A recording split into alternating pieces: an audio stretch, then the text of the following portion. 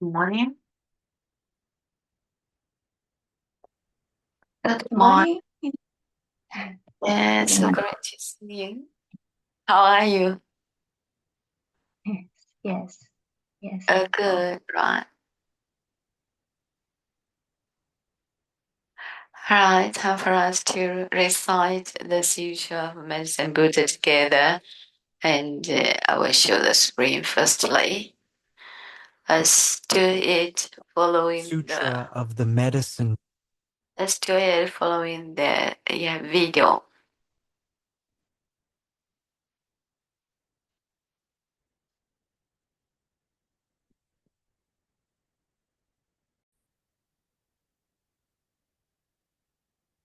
Buddha.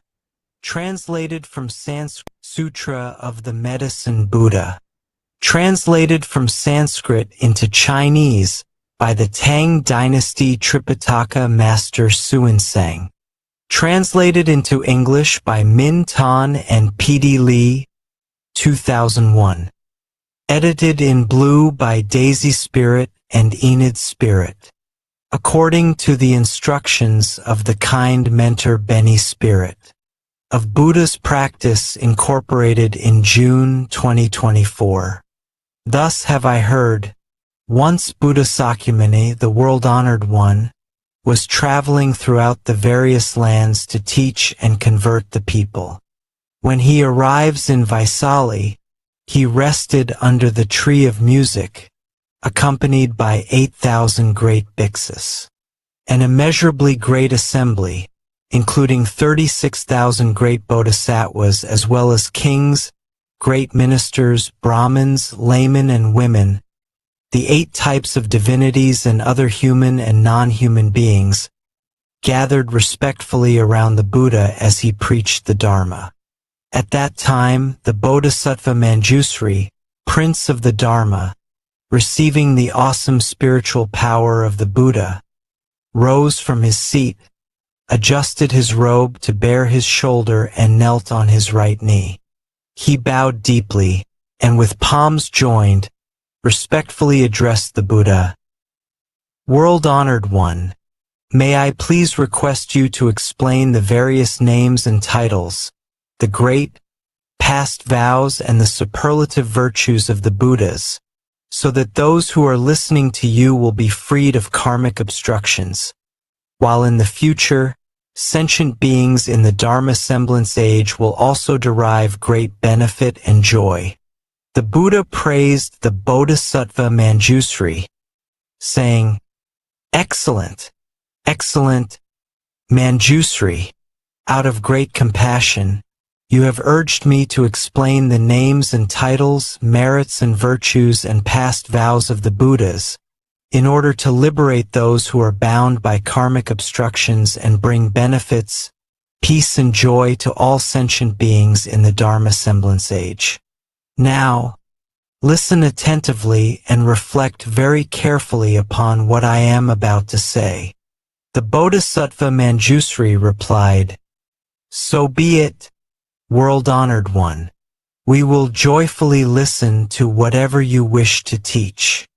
The Buddha then said to the Bodhisattva Manjusri, "East of this world, past countless Buddha lands more numerous than the grains of sand in 10 Ganges rivers, there exists a world called pure lapis lazuli.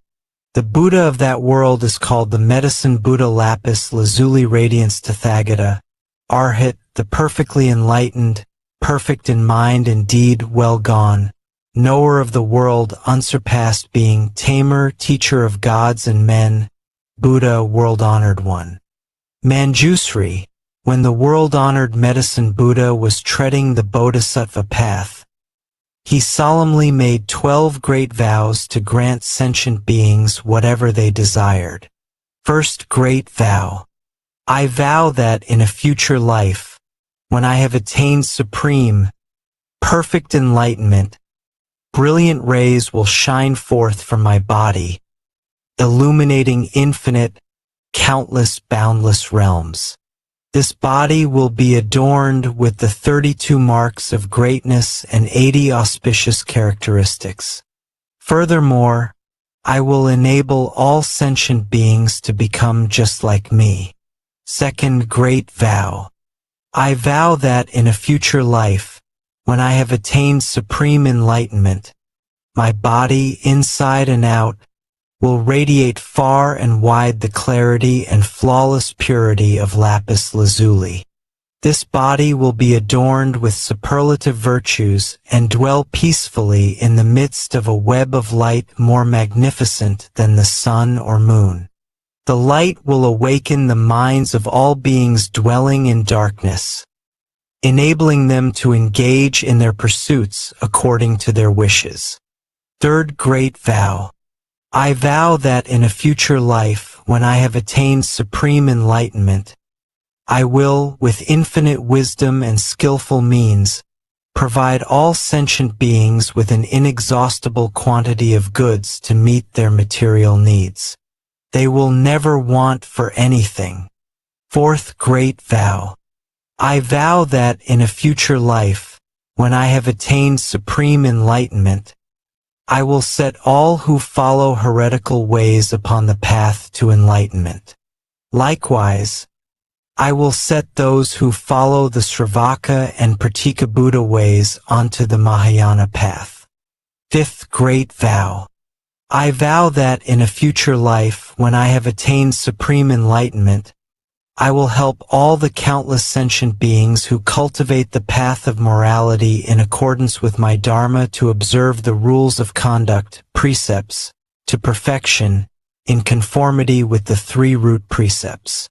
Even those guilty of disparaging or violating the precepts will regain their purity upon hearing my name and avoid descending upon the evil paths. Sixth great vow.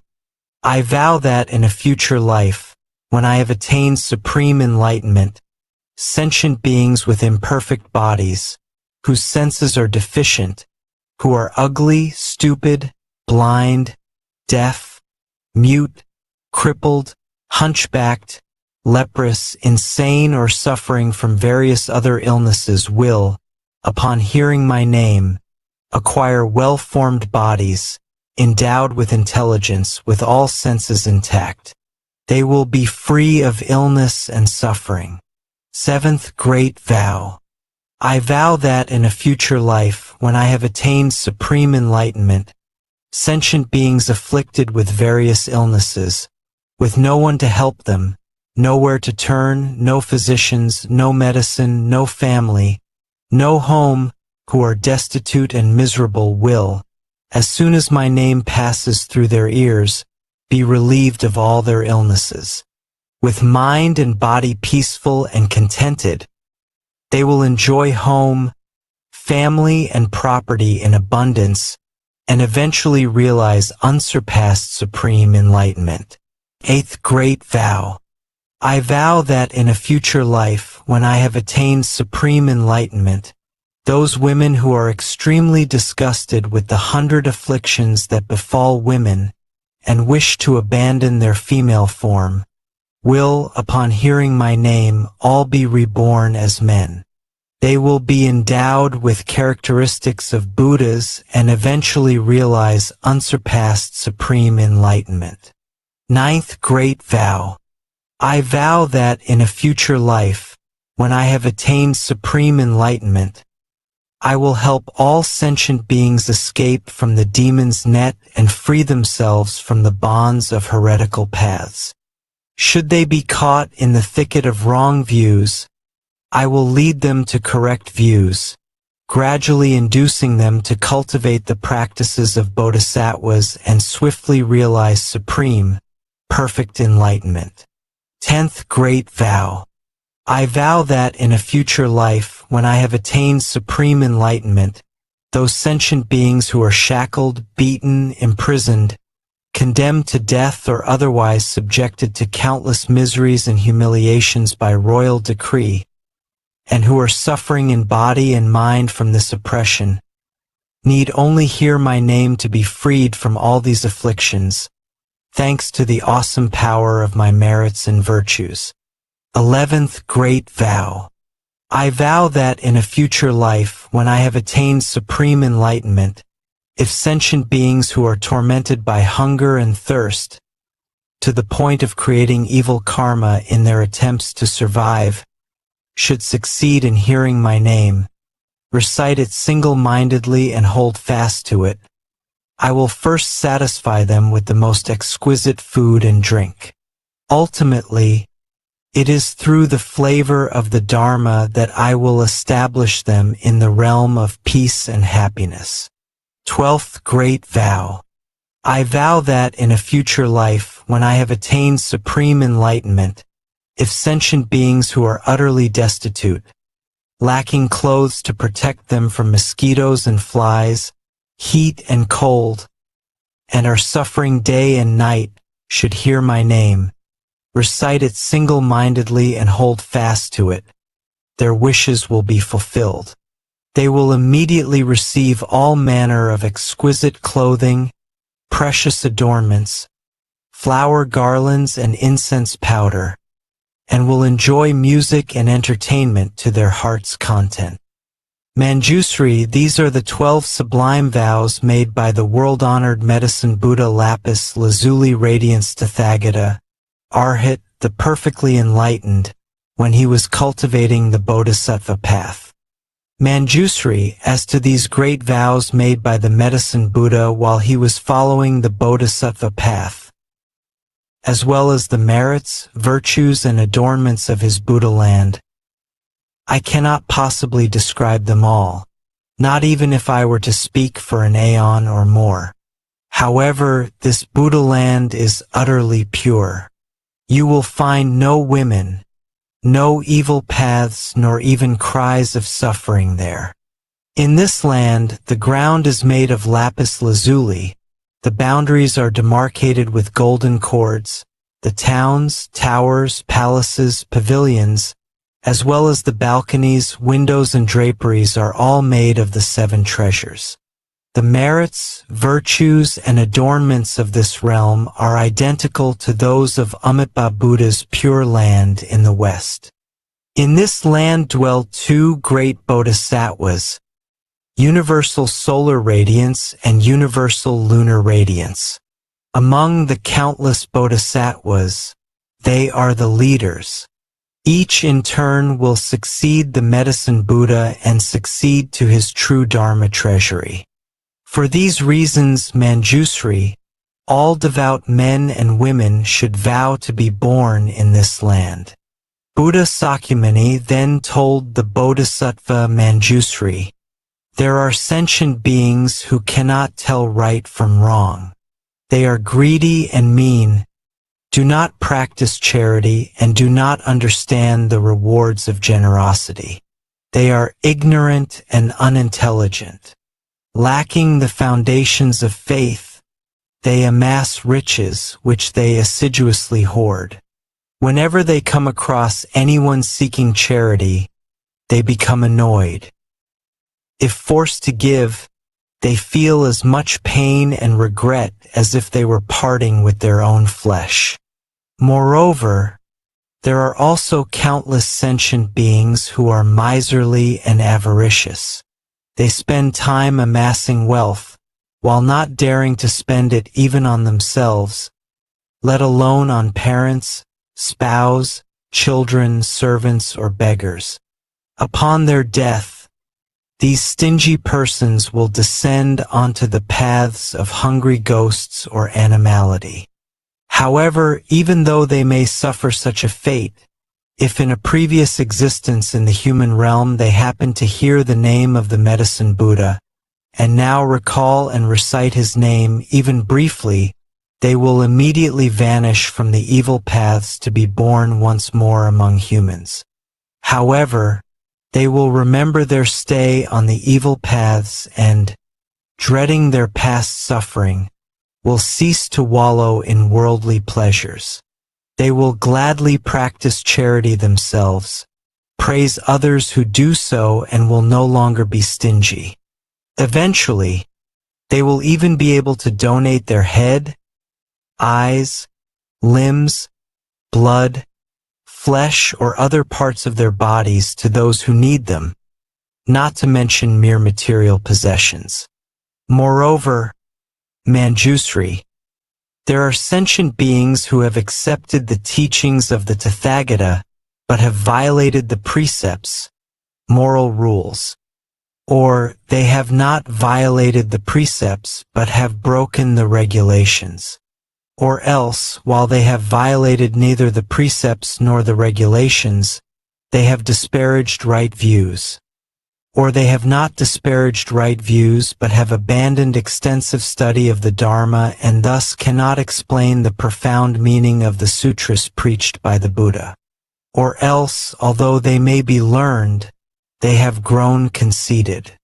Because conceit clouds the mind, they believe that they are in the right and others are in the wrong.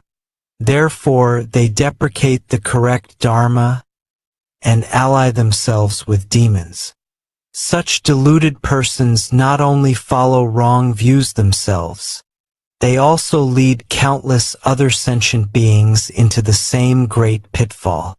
These sentient beings are bound to wander endlessly on the paths of hell, animality, and hungry ghosts. Yet, if they should succeed in hearing the name of the medicine Buddha, they will abandon their evil conduct forthwith to cultivate wholesome ways, and thus avoid descending upon the evil paths. Even those who cannot abandon evil practices or cultivate wholesome teachings, and thus descend onto the evil paths, can still benefit from the awesome power of the medicine Buddha's past vows. If through this power they should hear his name even briefly, their lives on the evil paths will end and they will be born again in the human realm. They will hold correct views, diligently pursue their practice and tame their minds. They will then be able to abandon the home life to become monks or nuns.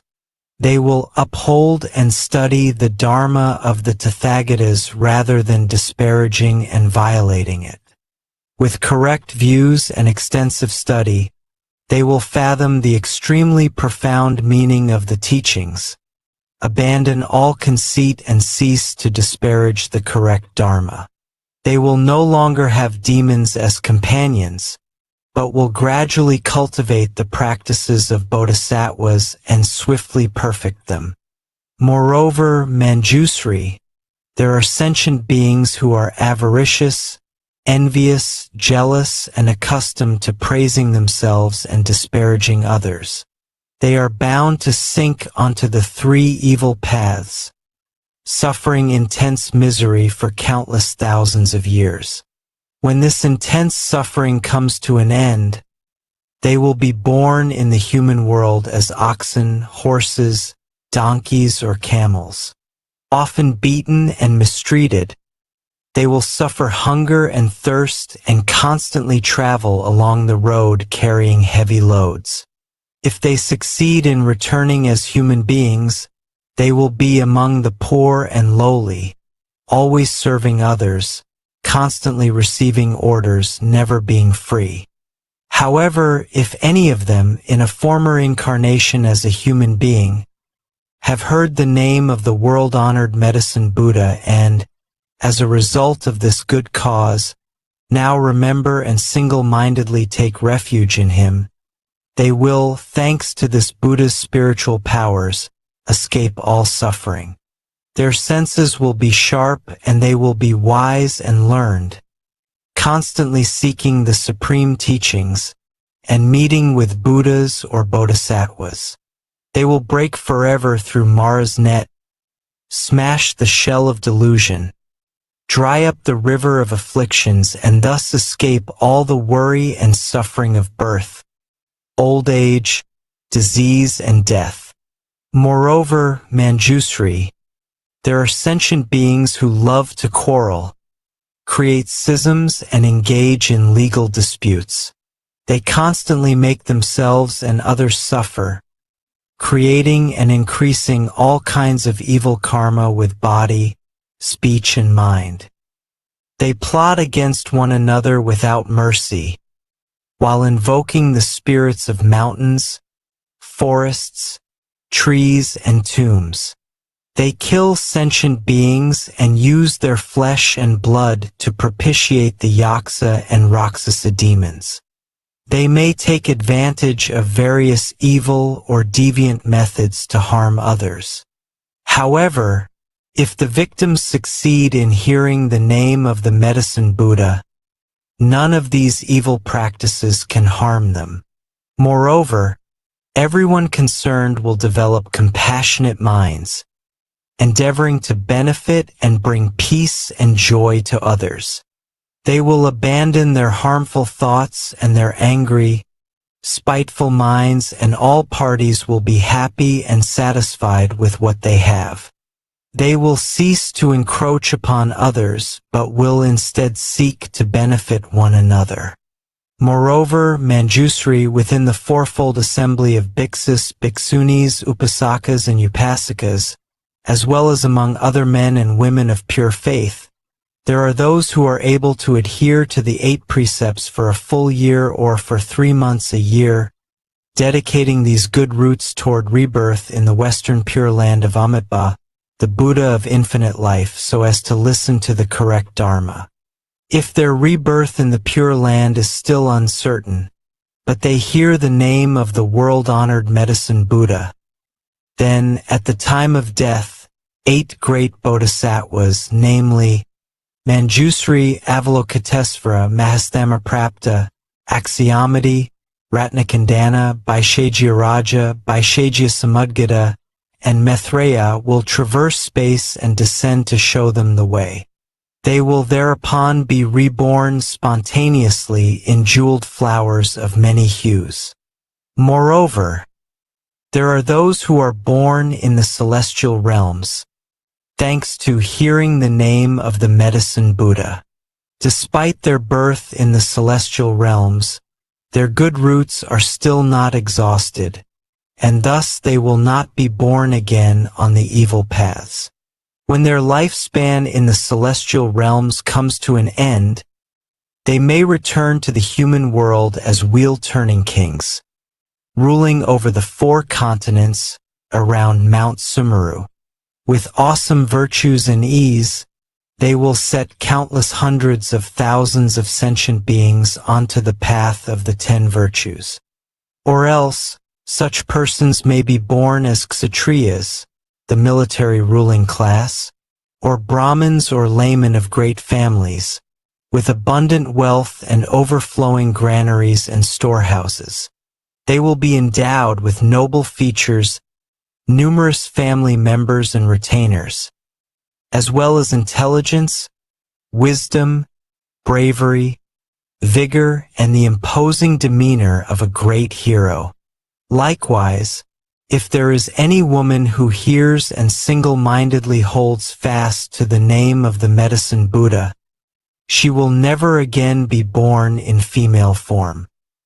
Manjusri, after the medicine Buddha attained supreme enlightenment, he realized, by virtue of his past vows, that sentient beings endured various diseases. Some were the targets of black magic or various poisons, while others suffered short lives or untimely death. At that time, seeking to put an end to these miseries and fulfill the desires of sentient beings, he entered a samadhi called eliminating all the suffering and afflictions of sentient beings.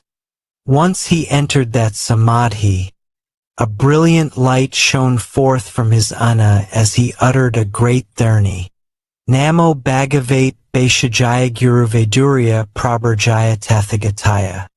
Art hate Samyak Sambadhaya Tadayatha. Om Vaishaji Vaishajya Samadgate Svaha. As soon as the medicine Buddha, in his radiance, had uttered this dharni, the entire cosmos rumbled and shook. Brilliant lights shone forth, allowing all sentient beings to escape disease and suffering and enjoy peace and happiness. Manjusri, if you come across any man or woman suffering illness, you should constantly cleanse him, bathe him, and rinse his mouth. You should single-mindedly recite this 108 times on his behalf, over his food, medicine, or water from which insects have been removed. Once he has consumed the food or drink, his illness and suffering will disappear. If the patient has a particular wish and single-mindedly recites this 30, his wish will be fulfilled. He will be free of disease, enjoy a longer life, and, at death, be born in the realm of the medicine Buddha. He will then be beyond retrogression and eventually realize supreme enlightenment. Therefore, Manjusri, any man or woman who single-mindedly reveres and respectfully makes offerings to the medicine Buddha should constantly recite this 30, never letting it out of his mind. Moreover, Manjusri, upon hearing the various names of the medicine Buddha Lapis Lazuli Radiance Tathagata, Arhat, the perfectly enlightened, men and women of pure faith should recite and hold fast to this name. Each morning at dawn, having bathed themselves and cleaned their teeth, they should make offerings of fragrant flowers, incense, perfume, and various kinds of music before an image of this Buddha. Furthermore, they should copy this sutra or have others do so, as well as single-mindedly recite it and listen to explanations of its meaning. They should offer all the necessities of life to the Dharma masters who teach this sutra, making sure they lack nothing. In this way, devout men and women will be under the protection of the Buddhas. All their wishes will be fulfilled and they will eventually realize supreme enlightenment. The Bodhisattva Manjusri then respectfully addressed the Buddha, O world-honored one, I vow that in the Dharma semblance age, I will use every skillful means to help men and women of pure faith hear the name of the world-honored medicine Buddha. Even in their sleep, I will awaken their consciousness with the name of this Buddha. O world-honored one, if any devout person should read, recite and uphold this sutra or lecture upon it, explaining its meaning to others, or copy it or have others copy it, or if they should pay it the utmost reverence, adorning it with fragrant flowers, perfumes, incense powder and sticks, garlands, necklaces, banners, canopies, dance and music, and protecting it with precious, multicolored cloth, and if they should prepare a clean site, erect a high altar and place the sutra upon it, the 4 great celestial kings, their retinues as well as countless hundreds of thousands of other divinities, will thereupon proceed to this place to make offerings and guard this sutra. World-honored one, wherever this treasure of a sutra has spread and there are people capable of upholding it, you should know that, thanks to the medicine Buddha's past vows, his virtues and the power of his name, the place will be free of untimely death. In that place, there will no longer be evil demons or spirits to sap the vital energy of the people. Even if there were, these devout men and women would recover, enjoying good health and peace of mind. The Buddha then spoke to Manjusri, So be it, Manjusri. It is just as you say. If men and women of pure faith wish to make offerings to the world-honored medicine Buddha, they should first make an image of this Buddha, and then place it upon a pure, clean altar. They should scatter all kinds of flowers, burn all varieties of incense, and adorn the place with banners and pennants. For 7 days and nights they should adhere to the 8 precepts, consume only pure food, bathe and perfume themselves, put on clean, fresh clothing, and keep their mind undefiled, free of anger or malice. They should develop feelings of kindness, compassion, joy, and giving toward all sentient beings, while bringing them benefits, peace, and happiness. They should play music and sing the praises of the Medicine Buddha, while circumambulating his image in a rightward, clockwise direction. Moreover, they should bear in mind his merits, virtues, and past vows, while reading and reciting this sutra, reflecting on its meaning and explaining it to others. Whatever they wish will then be fulfilled, whether it be longevity, wealth, or anything else, such as official position or the birth of sons and daughters. Moreover, if any sentient beings suddenly suffer nightmares and witness all kinds evil omens, such as flocks of strange birds, or hundreds of ominous signs throughout their homes, they need only venerate the world-honored Medicine Buddha with all kinds of wonderful offerings, and the nightmares, evil omens, and inauspicious signs will all disappear, no longer able to cause them harm. If any sentient beings are in fear of water, fire, knives, poison, falling off a precipice, or of vicious beasts, such as wild elephants, lions, tigers, wolves, bears, venomous snakes, scorpions, centipedes, millipedes, infectious mosquitoes or gnats, they need only single-mindedly recall and recite the name of the Medicine Buddha, while respectfully making offerings to him, and they will escape all these terrors. If a country should be subject to foreign invasion, banditry, or rebellion, the inhabitants need only recall and recite the name of the Medicine Buddha, while paying homage to him, and all these calamities will likewise disappear. Moreover, Manjusri, there are men and women of pure faith who throughout their lives have not worshipped any deities, but have single-mindedly taken refuge in the Buddha, the Dharma, and the Sangha, and upheld the precepts, the 5 or 10 lay precepts, the 400 Bodhisattva precepts, or the 250 bhiksu or 500 bhikshuni precepts. However, if any of them have violated the precepts they have taken and fear falling onto an evil path, they should concentrate on reciting the name of the Medicine Buddha and respectfully make offerings to him. They will then certainly avoid rebirth on the 3 evil paths. If women who experience extreme pain during childbirth can, with utmost sincerity, recite the name of the Medicine Buddha, praise, venerate, and make offerings to him, they will be relieved of their suffering. The children born to them will be without defects, attractive in appearance, causing those who see them to rejoice. They will be endowed with keen senses and intelligence, along with a quiet disposition. They will seldom become ill, nor will evil spirits sap their vital energy. The world-honored one then asked Ananda, I have just extolled the merits and virtues of the world-honored Medicine Buddha. These merits and virtues are the extremely profound practices of all Buddhas, but are difficult to explain. Do you have faith in them or not? Ananda respectfully replied, O great virtuous world-honored one, I do not have any doubts about the sutras preached by the Tathagatas. Why? It is because the Tathagatas' karma of body, speech, and mind are all pure.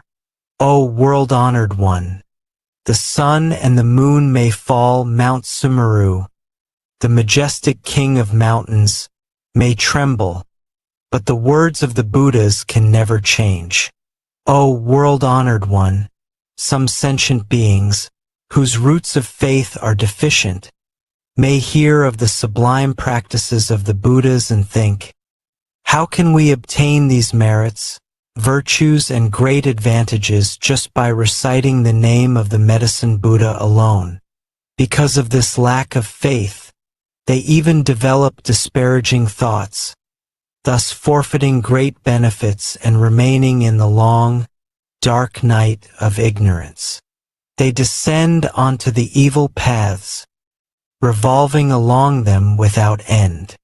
The Buddha then said to Ananda, "If these sentient beings should hear the name of the world-honored medicine Buddha, single-mindedly recite and hold fast to it without harboring doubts, then it will be impossible for them to sink onto the evil paths."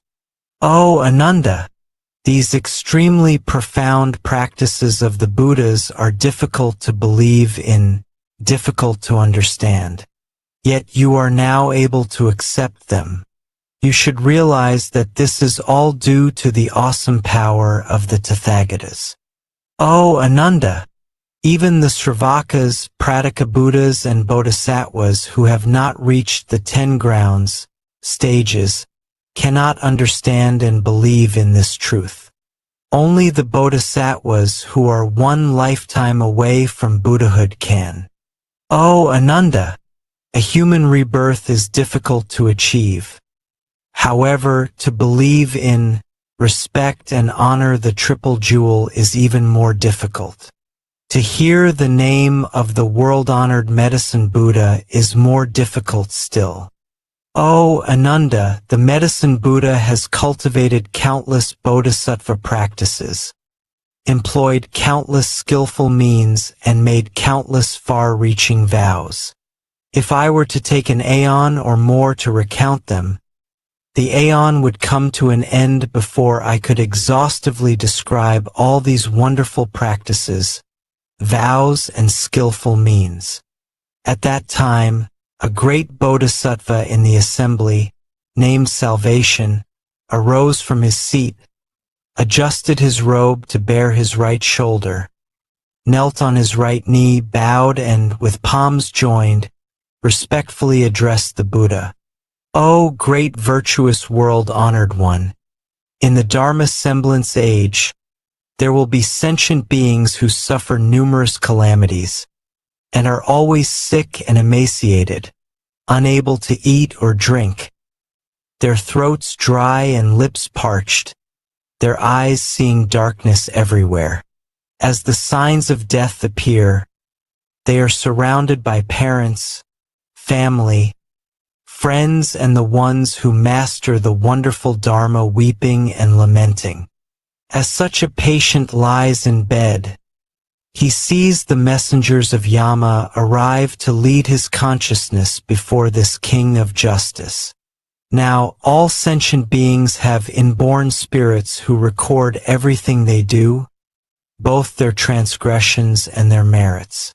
These spirits then present the patient's entire record to King Yama. At that time, the king questions the dying person and tabulates his good and bad karma before deciding upon his fate. If, at that point, the relatives and the ones who are proficient in wonderful dharma of the patient are able to take refuge in the world-honored medicine Buddha on his behalf, invite monks and nuns to recite this sutra, light 7-tiered lamps, and hang multicolored longevity banners, his consciousness may return then and there, and he will see himself clearly as though in a dream. Or else, after 7, 21, 35, or 49 days, when his consciousness returns, as if awakening from a dream, he will recall his good and bad karma and the consequences thereof. Having personally witnessed the consequences of karma, he will never again create evil karma, even if his life is in danger. Therefore, men and women of pure faith should uphold the name of the medicine Buddha, venerate and make offerings to him according to their means.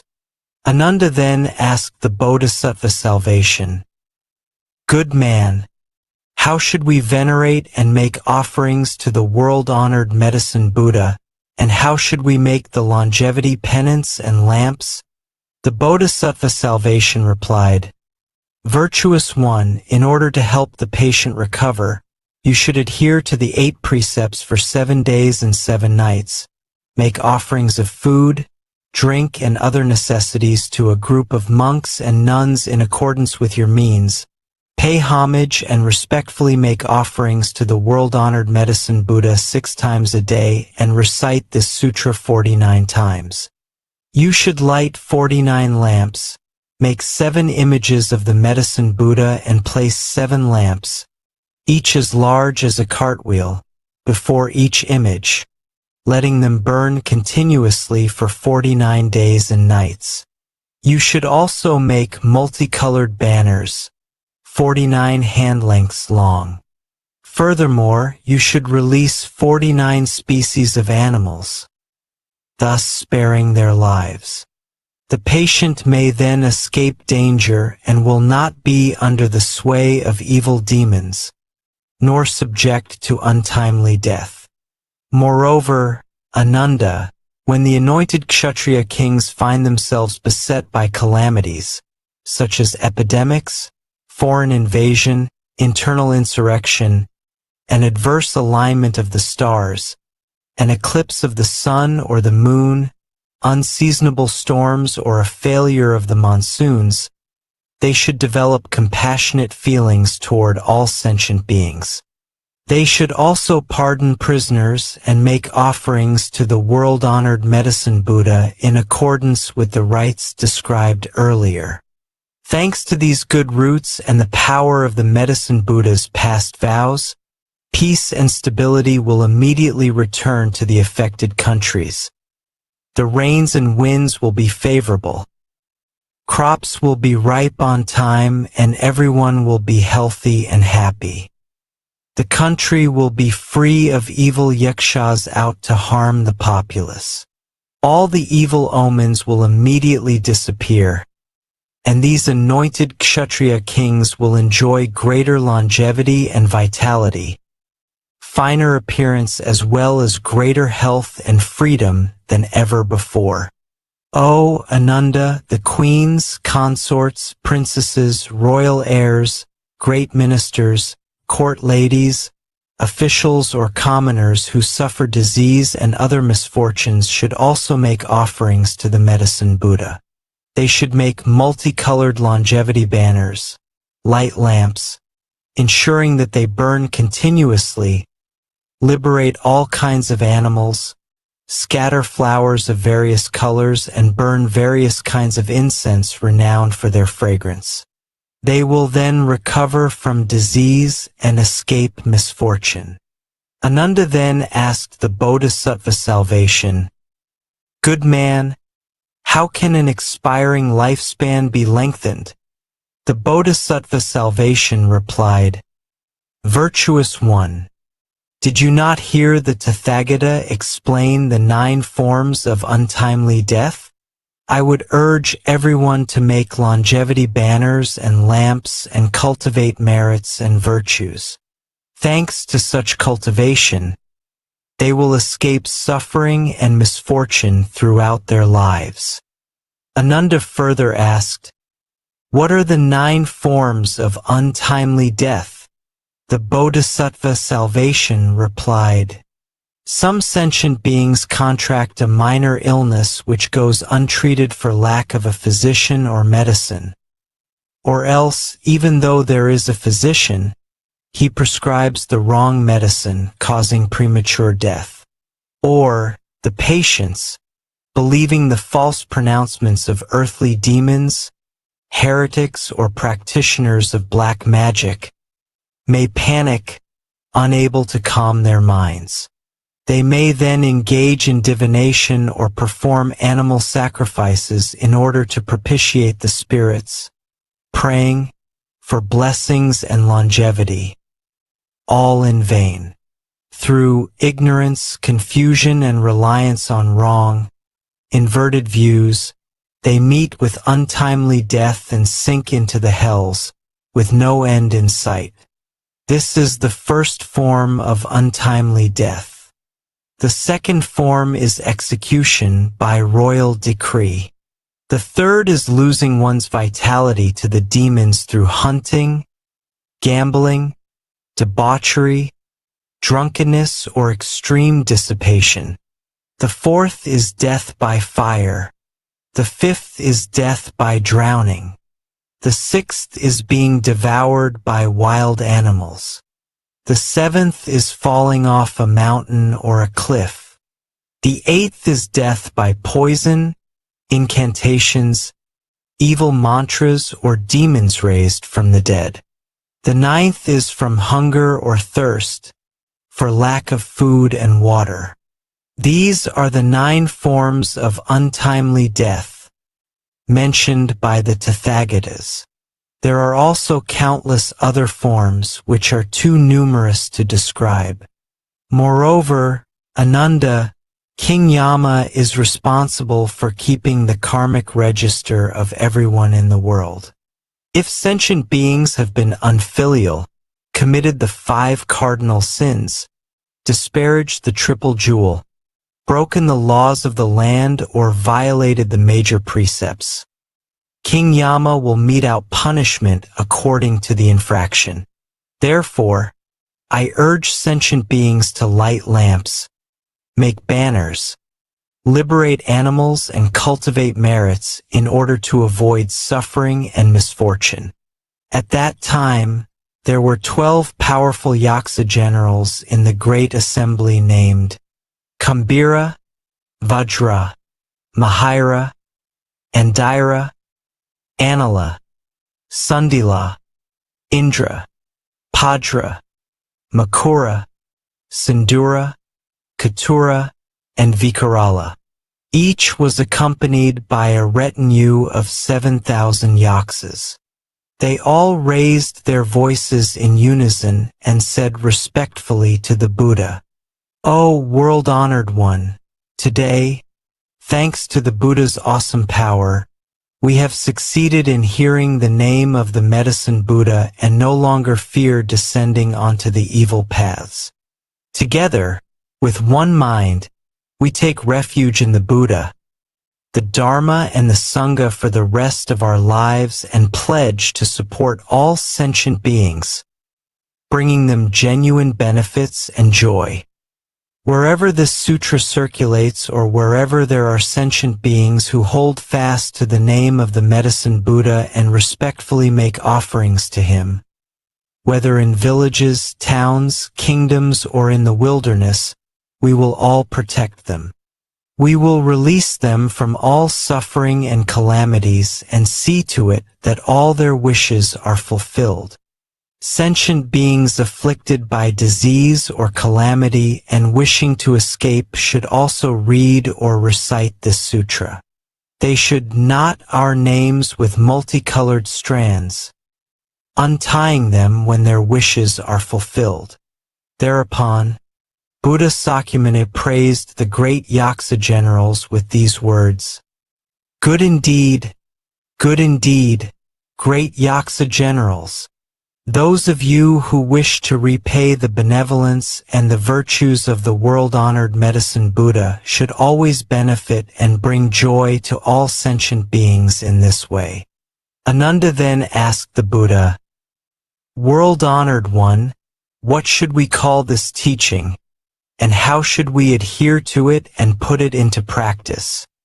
Buddha Sakyamuni replied to Ananda, "This teaching is called the past vows, merits, and virtues of the medicine Buddha, or the dharni of the vows of the 12 Yaksa generals to benefit sentient beings or eradicating of all karmic obstacles. You should uphold it as such." When Buddha Sakyamuni finished speaking, the great bodhisattvas, as well as the great Sravakas, kings, ministers, Brahmins, laypersons, devas, nagas, yaksas, gandharvas, asuras, garudas, kinnaras, maharagas, and other human and non-human beings all rejoiced at the Buddha's words. They faithfully accepted them and put them into practice. Sutra of the Medicine Buddha Lapis Lazuli Radiance Tathagata. His past vows, merits, and virtues. Homage to the Medicine Buddha's great assembly of Buddhas and Bodhisattvas. Homage to the Medicine Buddha's great assembly of Buddhas and Bodhisattvas. Homage to our fundamental teacher Shakyamuni Buddha. Homage to our commentator Benny. So yeah, I feel joyful. Thank you so much for your time to accompany me all the morning. And hope you enjoy a great day. Have a great day. Ellie and Jim. Bye bye.